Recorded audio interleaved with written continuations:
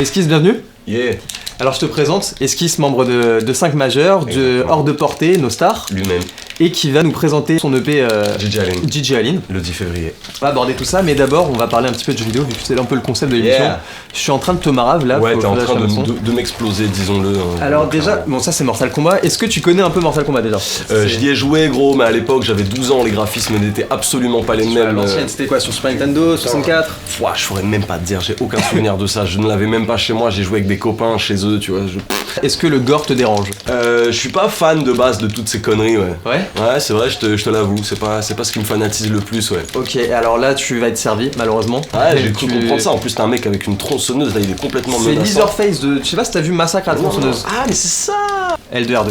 Boum, relâche. Tu voulais pas de gore, t'as du gore, ça fait plaisir, c'est toujours là. Wow, damn, il est en train de lui retirer le foie là et de lui planter un pic dans l'œil. T'as fait un peu le malin et que malheureusement je peux pas... Non, c'est vrai. On s'est parlé un peu avant l'émission. Tu dis vrai. Et tu m'as dit que t'allais me fumer à Tekken. À Tekken, je pense que je te fume. C'était avec... N'importe qui, je sais pas, non, mais je pense que qu'en des tout cas... personnages en particulier, tu m'avais dit Yoshimitsu, avec Steve et Brian, Steve et Warren. Brian. Ah, attention mec, attention. Tu t'es au courant? J'ai joué à ça pendant des années, c'est mon premier jeu vidéo, G. Attends, j'ai joué au tout premier sur Play 1. Et alors déjà tu t'es au courant quand même que tu me parles, genre on parle de Tekken qui est un jeu de tape et tout, ouais. On utilise nos jambes etc. Ouais. Et tu me dis qu'avec Steam tu mets Steve qui est un boxeur. Mais Steve il est trop chaud mec. Alors. Steve il est trop chaud, il a des esquives qu'aucun d'autre des personnages ne possède. Est-ce que t'es un gamer ou pas? Est-ce que je t'avoue que non, pas du quand j'étais petit je jouais pas mal, Ouais. J'avais une PlayStation 1 et on pouvait graver des jeux dessus. Mon daron avait gravé toute une foule de jeux pour lui, parce qu'il jouait pas mal. ton daron jouait? Ouais, sur ces trucs de V-Rally, de Gran Turismo, il était pas mal là-dessus. Et un jour, il s'était ramené avec une Play 1 et le tout premier jeu qu'on avait dessus, je crois, c'était Rage Racer, Mortel, Tekken et Wipeout à l'époque. Je sais pas s'il y a des gens qui ont connu Wipeout, un jeu de vaisseau complètement fantastique. C'était impossible à jouer. Et je me suis explosé à ces jeux-là, et il y a un jeu, celui auquel j'ai le plus joué, je crois, c'est un jeu qui s'appelle Lloyded sur PlayStation 1. Quasiment personne ne connaît ça. C'est un jeu avec une vue du dessus, comme sur les premiers GTA. Ouais. Où t'es avec un personnage, tu te balades dans un asile, et tu dois tuer tous les mecs qui passent devant toi. Tu vois, ils veulent tous te tuer en fait. Donc il faut que tu leur tires dessus, tu dois trouver des clés pour aller débloquer des portes et tout. C'était toute une map sur laquelle tu te balades en flinguant des gens, tu vois. Et t'avais quel âge quand tu jouais à ça? J'avais 8-9 ans, mec, tu vois, ça m'a mis dans un bon bain de... Tu vois. Je sais que les Nostars t'ont plus ou moins pas initié au rap, mais ça c'est comme avec... C'est la famille, on va dire, avec laquelle j'ai commencé à faire de la musique. Ouais. Moi, je viens d'un coin qui s'appelle Chartres. Je viens de la campagne à côté même, tu vois, il n'y avait pas grand-chose chez nous. Ouais. Et j'ai commencé à faire de la musique assez jeune, j'avais 12-13 ans. J'ai arrêté rapidement parce que justement j'étais tout seul et que c'était pas très, très rigolo. Attends, pour se protéger, c'est quoi la touche? Ah, goddamn. Alors pour utiliser le décor c'est ça, Ouais. et ça c'est pour protéger. Ça. Alright. Tu vois là, le décor. Très là. bien, très bien. Ok. Et donc ouais, je te disais, ouais, j'ai recommencé à faire de la musique sérieusement à 17 ans. Mhm. Et de là, j'ai rencontré justement les gars de Nostar, Lil Bab, Maxwell, Vunsti, Dionys, avec qui on a passé nos premières heures dans des home studios. Première scène aussi, si je me trompe pas. Première scène, première fête de la musique. Il est bien moins fort que Sub-Zero, ce gars-là. Premiers enregistrements dans une chambre, sur un micro et une carte son. C'était la découverte, tu vois, la découverte du truc un peu. Et quand est-ce que tu t'es dit, ok, c'est sûr, je vais faire du rap plutôt qu'un autre style de musique? Tu t'écoutes de tout Quand j'étais gamin, il y avait une chaîne de télé qui s'appelle Zik et qui devenait XXL la nuit. Et du coup, il y avait un code la nuit, tu pouvais pas avoir accès à ces conneries si t'avais pas le code parental. Okay. Mais par contre, du coup, la journée, tu pouvais manger beaucoup de rap sur Zik. Et moi, ça m'a pas mal éduqué. Je me suis pris mes premiers Fab, Roca, tout ce genre de trucs. Et je joue comme un épileptique. C'est absolument minable. J'ai commencé à m'acheter mon premier scud, c'était un scud de Roca, Elevation. Et ça m'a secoué, ça m'a donné envie de rapper. Comme je te disais, j'étais un peu tout seul, c'était pas très drôle. Mais quand j'ai repris à 17-18 ballets, avec les gars de Nostar, c'est devenu tout de suite plus concret en fait. Sheldon, c'est lui qui a vraiment piloté de A à Z ton on l'a piloté ensemble, mais c'est lui en tout cas qui m'a aidé à réaliser tous ces trucs que j'avais dans la tête, tu vois. Et à mélanger ça avec son génie à lui, tu vois, qui n'est plus approuvé aujourd'hui. Ensuite, t'as eu la rencontre avec Unam. Unam avec qui t'as formé. Complètement pourri le mec que j'ai pris. J'ai rencontré Unam en. Avec qui t'as formé Hors de Portée. Ouais, oui, on a créé Hors de Portée. J'ai rencontré Unam en 2007, en fait, au moment où je me mettais à rapper avec les mecs de Nostar. On s'est rencontrés sur internet, sur Skyblog à l'époque, parce qu'on postait de la musique dessus, respectivement. Boum. Check. Voilà. Donc excuse-moi, donc tu l'as rencontré en 2007. Ouais, j'ai rencontré Nam en 2007, on a commencé à écrire nos premiers trucs ensemble à distance à l'époque, à essayer d'enregistrer des trucs à distance. Et au final, on a vraiment officialisé Hors de Portée quand le 5 majeur s'est créé, mais ça faisait longtemps qu'on avait envie de faire de la musique ensemble, on kiffait les mêmes trucs. Je connaissais Kerway parce qu'on s'était croisés à 2-3 reprises, on avait rappé ensemble et on avait pour projet de faire de la musique tous les deux. Et en fait un jour, je suis tombé sur une vidéo de Nekfeu, je me suis pris une gifle incroyable. Je lui ai envoyé un message dans la foulée et lui m'a répondu qu'il kiffait les trucs. Il est venu à Rennes pour qu'on fasse un morceau ensemble à la base. Et en fait, ce week-end où il est venu, Kerway et Vigi faisaient un concert à Tréguin. Ils faisaient la première partie de La Rumeur. Et Kerway m'a appelé et a proposé de passer nous prendre en caisse avec avec Nek, pour qu'on aille faire ce concert avec eux, qu'on aille rapper ensemble. C'est improbable. C'était assez improbable. Et surtout, tu m'as dit que tu t'étais mangé des trucs genre La Rumeur, etc. Ah ouais, moi j'étais complètement fanatique de La Rumeur. Faire la première partie. Ah ouais, faire une première partie de La Rumeur avec des mecs que je connaissais à peine, mais dont j'étais fanatique. C'est la soirée où t'as officialisé Hors de Portée, Ouais. 5 majeurs, Ouais. et t'as quand même fait la première partie de Ouais, La on a Rumeur. fait la première partie de La Rumeur accessoirement. C'est ouf. Ouais, c'était assez dingue. Il y a des vidéos de cette soirée devant la salle de concert. Sur le net très sombre. Ouais, sur le net très sombre, une vidéo d'impro complètement sombre de Nekfeu et moi devant cette salle à Tréguin pour cette première partie de La Rumeur. Il y a aussi des vidéos du moment où 5 Maj s'est formé sur scène. Ouais. Justement, c'était avant l'arrivée d'Unam qui nous a rejoint le lendemain. Et quand Unam nous a rejoint le lendemain, on savait qu'il fallait aller enregistrer quelque chose. Ouais. Vigi nous a dit qu'il avait un studio à disposition à Nantes. Et on a pris le Renault Espace de Kerway. Et on est parti s'enfermer au bunker, le premier studio de Vigi. Et au bout de 3 jours, ça a donné naissance au premier 5 majeur. Donc 5 majeurs, vous avez fait un clip, on en parlait tout à l'heure aussi. Ouais, complètement. 5 majeurs qui était Clip réalisé de par Candy Candy Cotton. Cotton. Ouais. Même si je fume grand, je garde les pieds sur terre, nécessairement ferme. En fait, on se détruit entièrement. Les termes varient en appel, mon frère, je veux qu'à long terme j'entends plus de vrais rap à l'antenne. Cette zik est terne, sincèrement. Tellement de queue de bidon, je pourrais me torcher le cul avec jusqu'à l'enterrement. Faire le ménage dans Ouais, ça a pas changé nos vies, mais ça a été un vrai succès d'estime. C'est ce qui nous a permis d'être découverts en fait par plein de gens, tu vois. Avant, on était chacun dans nos coins, avant le 5 Maj, et cette rencontre nous a permis de rassembler nos forces pour créer un Megazord surpuissant, tu vois. Et tu sors des vraies références. Ça c'était en 2011, et en Complètement. 2013 vous nous sortez Variation. Exactement, qu'on a enregistré en 2012, qui a mis un petit peu de temps à Ça, vous avez sortir. pris plus de temps Ouais, on a pris un petit à peu plus de temps à le gestation, faire. etc., quoi. Après, ça a été le même procédé, tu vois. On s'enferme pendant une semaine tous ensemble, on écrit à fond. Ah, c'était du tirage de bourre technique, Ouais. tu vois. On aimait bien ce rap un peu technique, un peu pointu, un peu New York. Et 5 majeur, c'était ça. C'était dès que t'écoutais un des couplets que l'autre était en train de faire, tu te prenais une gifle telle que tu savais qu'il fallait que tu te dépasses, tu vois. Ouais. Tiens, prends-toi ça. Allez, go, on l'emporte. Ça nous a permis d'avoir une légitimité déjà pour les gens, je pense. Ouais. Ça nous a permis de faire des connexions, de rencontrer plein de mecs partout en France qui faisaient de la musique, même en Belgique, en Suisse, qui kiffaient les mêmes trucs que nous. Voilà, ça nous a permis de découvrir le monde un peu, tu vois. tu sais ce qui nous pousse, le rap est plein de valeurs. On t'a dit basta, enfoiré. T'auras pas de coup de pouce, les 5 majeurs. Et notre équipe est magique, est magique. Tu sais ce qui nous pousse, le rap est plein de valeurs. T'es pas suffisant pour me ralentir, check mon 5 maj. T'auras pas de coup de pouce, mais 5 majeurs. 5 Maj, ça a toujours été des projets où on C'est se une formation, réunissait quoi. de manière imprévue.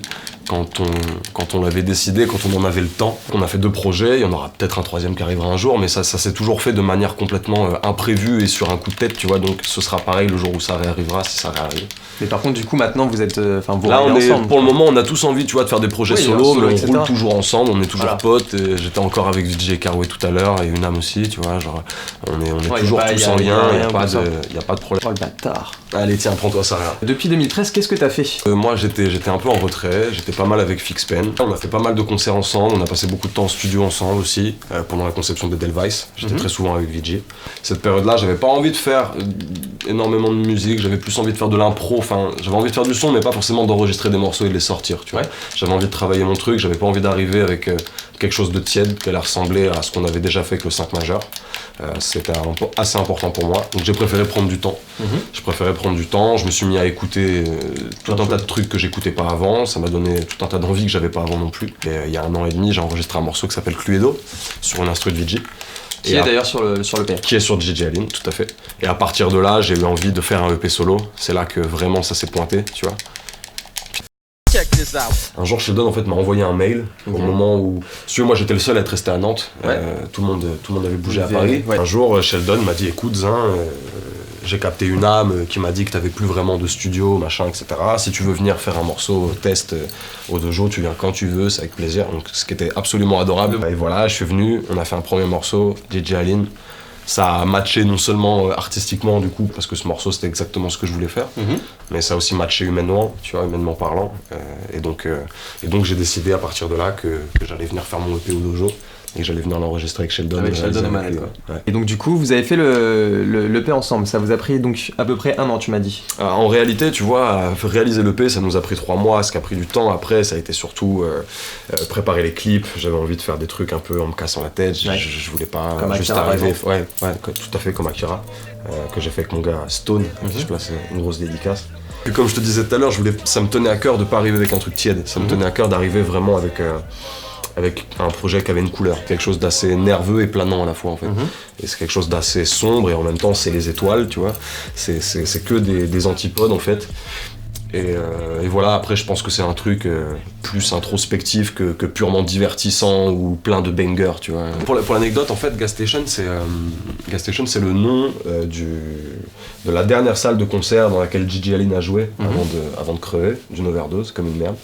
Et il y a une vidéo de ça où tu le vois sortir du Gas Station à moitié à poil avec toute une foule de punk admirateurs qui cassent des bouteilles et qui hurlent son nom dans la rue. On a utilisé pas mal d'ailleurs de sons, on a utilisé pas mal de sons en fait, de pistes son de Gigi Allen en interview ou au Gas Station justement pendant le EP. Ça vient meubler un petit peu le EP, tu vois. Gigi Allen c'était un sombre punk des années 80-90, sûrement le punk le plus punk qu'a existé. Et c'était un performeur, c'est un mec qui était connu aussi bien en mal qu'en bien, peut-être même plus en mal, tu vois, qui avait un sens du scandale assez pointu. Je trouve que c'était un gars qui bouscule énormément les codes, en fait, aussi bien les codes de la société qui existaient déjà avant et qui existent encore maintenant, que les codes de la musique. Par exemple, c'était un mec qui dénonçait souvent l'hypocrisie et la posture des musiciens, tu vois. Il disait que le rock était une musique anti-establishment et qu'au final, les rockers, il n'y avait pas plus establishment qu'eux, tu vois. Et voilà, et c'était un mec qui vivait un peu avec rien, qui traversait les États-Unis et qui faisait de la musique, qui partait en prison, qui en sortait, qui retournait faire des concerts. Voilà, c'était donc Gigi. tu t'es identifié à lui pour le... Non, je m'identifie absolument pas au personnage, mais je trouvais ça cool d'appeler le projet de Gigi Allen à un moment où je trouve que tout le monde se ressemble un peu, où je trouve que tout le monde va s'inspirer des mêmes trucs, je trouve que c'est très codé, tu vois. Et voilà, Gigi Allen c'était un peu un doigt d'honneur à ça, quoi, on va dire. Et puis en plus c'est des thématiques qui reviennent souvent dans le EP, tu vois, dans les morceaux que je fais. Donc ça parle de se battre avec ses démons, ça parle de volonté de se dépasser, ça parle de comment s'extirper un peu de ce qui t'étouffe. Ça parle de tout ça. Ce projet parle aussi de transformer de la matière négative en autre chose, tu vois. C'est un peu une des thématiques aussi du truc. Ça parle de dépression, ça parle de plein de choses un peu tristes, et en même temps, tu vois, ça parle de transformer cette énergie négative en quelque chose, et puis à la fin, même j'en fais de la musique, tout simplement, donc c'est bien qu'il se passe un truc, tu vois. Est-ce que justement tu t'es adapté en fait au prod que te faisait Sheldon ? Franchement, j'ai fait uniquement ce que j'avais envie de faire. Je pense que c'est le meilleur moyen de la meilleure réponse que je puisse t'apporter. Ouais. J'avais pas envie de faire un truc avec une seule couleur. J'avais pas envie de faire un réchauffé du 5 mages. J'avais envie qu'il y ait un peu tout ce que j'aime écouter et tout ce que j'aime rapper, tu vois. Donc à partir de là, en fait, c'était légitime qu'il y ait plusieurs ambiances. Et on a pu chercher une unité au niveau de la couleur des morceaux. Je pense qu'aussi au niveau des textes et de ce que ça raconte, ça reste sur ça parle plus ou moins des mêmes sujets, ça reste dans le même ton, ça reste sur le même ton. Dès le début, tu t'es dit que tu voulais faire un format court. Ouais, dès le début, je savais que je voulais titres. faire un format court parce que on est à l'ère d'internet, de YouTube, où les gens consomment des clips à l'unité, tu vois, des singles, quoi. Et donc ouais, ça me paraissait plus pertinent d'arriver avec un petit format, et puis ça me prenait moins de temps de le sortir aussi, ça me permet de pouvoir en sortir un autre peut-être prochainement, plus rapidement. Donc ouais, j'avais envie d'arriver avec un petit format, ouais. Il sort en version digitale sur iTunes, Deezer, Spotify le 10 février, donc au moment où cette interview sera dehors, ça sera sûrement déjà fait. Donc vous pouvez le choper dès à présent, mais il va y avoir aussi des exemplaires physiques pour les concerts. Je suis en train de mettre en place un petit site internet aussi également pour pouvoir les vendre par correspondance. Tu fais ton merchandising quoi. Donc voilà, il va y avoir des CD, et sur les CD, il va y avoir des morceaux bonus. Il y aura probablement Imen et JDF. À partir de maintenant, j'ai envie de faire plus de musique que j'en ai fait avant. Là, cette année, j'ai fait plus de musique que j'en ai fait pendant toutes les dernières années. Et là, ouais, j'ai franchement envie de mettre le pied dedans. Je te dis, faire DJ Aline, ça m'a permis de trouver ce que j'avais envie de faire. De mettre le doigt sur ce que j'avais envie de faire, et c'était ça qui me prenait le plus de temps avant. C'était d'identifier la direction que je voulais prendre. Voilà. C'était Esquisse, membre des 5 majeurs des No-Stars En personne. et de Hors de Portée. En personne. Et qui sort donc d'ici là, normalement, je pense que l'interview sera sortie juste un petit peu après la sortie de ton EP. Finishing, putain. DJ Aline, dispo le 10 février, et en CD bientôt sur les concerts. Et c'est dispo en digital aussi, bien sûr. Également, ouais, tout à fait. Ce sera sur Deezer, Spotify, iTunes, Tidal Google ou pas Play. Tidal, Même pas non, Tu penses Tidal, même pas à non, utiliser? désolé, j'ai pas encore contacté mon gars Jay, tu vois. Mais on est en contact, tout ça, faut voir. Et bah les gars, allez choper ça. En tout cas, l'EP, je l'ai écouté et c'est vraiment survalidé. Merci beaucoup. Je te dis, franchement, j'aurais souhaité un peu plus de morceaux. Eh bah écoute, c'est J'espère bien, comme ça que tu seras encore plus content quand j'espère le que deuxième tu vas EP nous régaler par arrivera, la tu vois. suite. C'est ça. Avec plaisir. Esquisse, Avec plaisir, vieux. Simmer ma mère. Simmer, tonton. Je veux mon million, rien de plus sain. Manger jusqu'à ce que j'ai plus faim, yeah, yeah. Je fais qu'augmenter les doses. Je lis même plus les sous-titres. Le monde est noir, le ciel est rose. On dirait même qu'il est sous lit.